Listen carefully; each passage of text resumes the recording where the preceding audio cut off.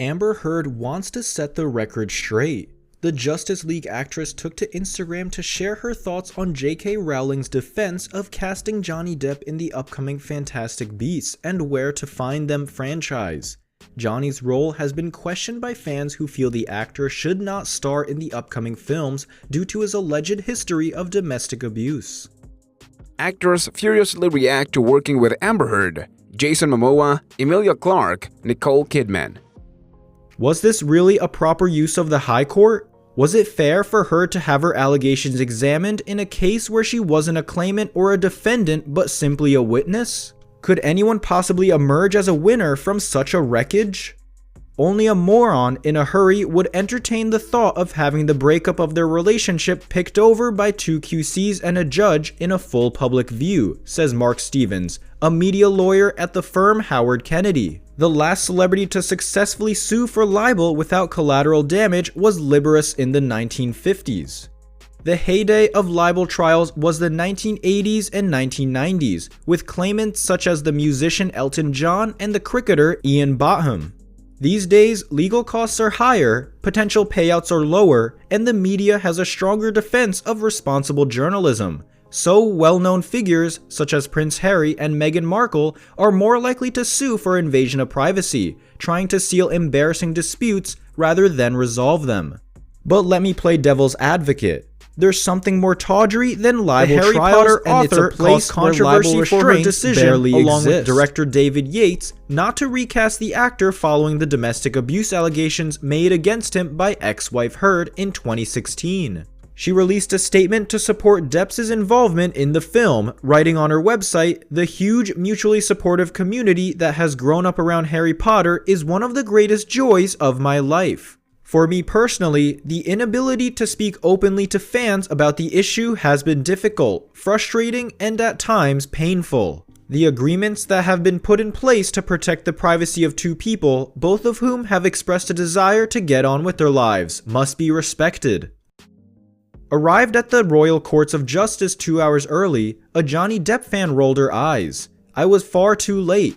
Courtroom number 13 had fewer than a dozen seats for the public, and she and her friends had been queuing for them almost since dawn. I didn't stand a chance."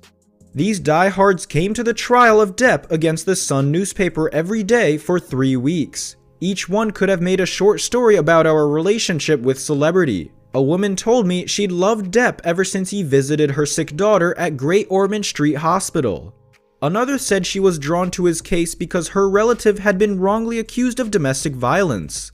"It can happen to anyone," she said. "They loved Johnny because he was different to them. They loved him because he was the same." These so-called Depp heads handed flowers to their hero when he arrived at the court each morning, and they booed his ex-wife Amber Heard whenever she appeared. They were just one more eye-opening part in what now ranks among the more extraordinary libel trials in English legal history, and surely the most extraordinary this century. Only if you have been on a month-long Zoom call can you have missed it. Based on our understanding of the circumstances, the filmmakers and I are not only comfortable sticking with our original casting, but genuinely happy to have Johnny playing a major character in the movies. Heard has now appeared to suggest that Rowling intentionally misinterpreted the agreements put in place after her divorce with Depp. The actress posted an image of the joint statement she and Depp released on the day their divorce was finalized on Instagram. She also added a message which appears to reprimand Rowling. "For the record, this was our full joint statement."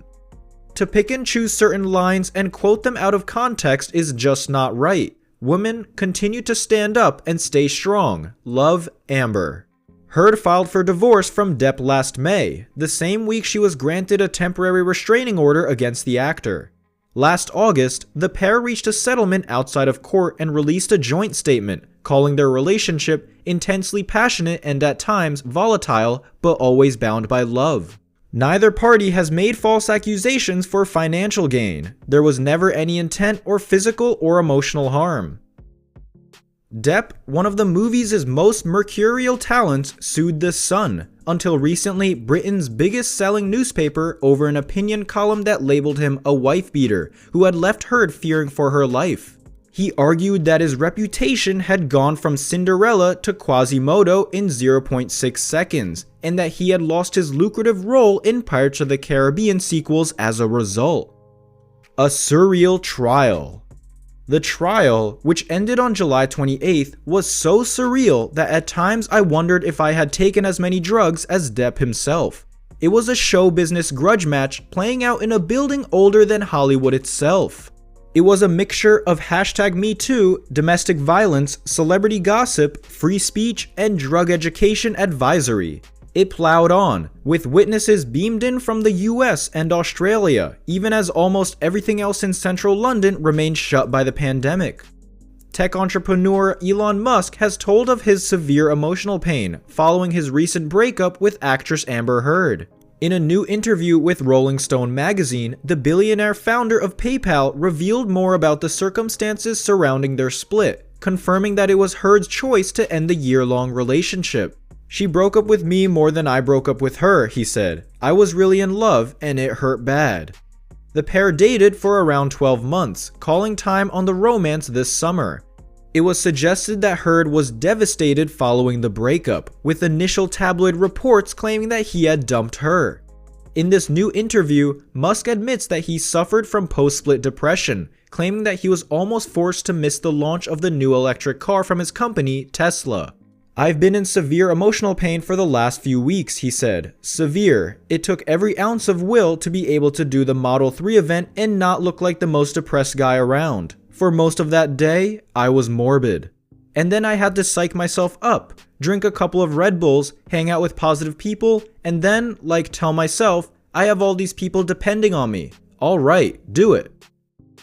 Mr. Justice Nicole's judgment is not expected until the autumn, but the public verdict is already in.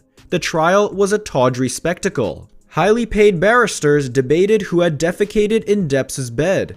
They quizzed Heard's sister on how she and Depp snorted cocaine with a tampon applicator. They argued over whether Heard had an extramarital affair with the billionaire Elon Musk.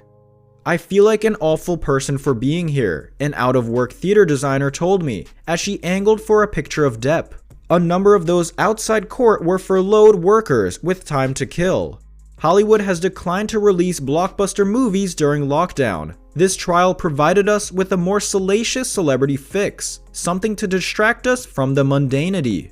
Heard acknowledged the breakup by sharing a heartfelt message via her Instagram account back in August, confirming that the pair care deeply for one another and remain close. While the couple avoided making any high-profile public appearances during their time together, they were open with their relationship on social media. The pair began dating in the wake of 31-year-old Heard's high-profile divorce from Johnny Depp. Musk was previously married to actress Talulah Riley. According to The Telegraph, as of 2016, his estimated net worth was $7.7 billion, making him the 162nd richest person in the world.